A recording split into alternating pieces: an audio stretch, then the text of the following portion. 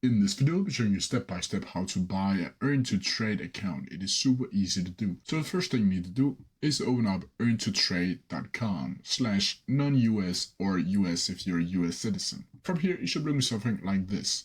And here you can see you can find all of their products, you can find resources, and here you can click Start Now and get funded. From here, it should be looking something like this, where I can add a subscription path that is either going to be TCP 100, which is virtual starting capital with 100,000 for $175. You can get a TCP 50 for 50K account and for $95, and a $25,000 account for $75. From here, you can also see the trader path, where you can see all of this information that you will get inside of these subscription plans. But when that is done, you simply need to scroll down onto the billing tab and enter your full name, your country, then your phone number, your address, city, state or province, and the zip code. From here, you'll go down to payment method, where you'll either select pay with card or pay with your PayPal account, and just add the credit card number right here, and then click Pay Now. From here, you'll get an email that says a confirmation that you have purchased the subscription service,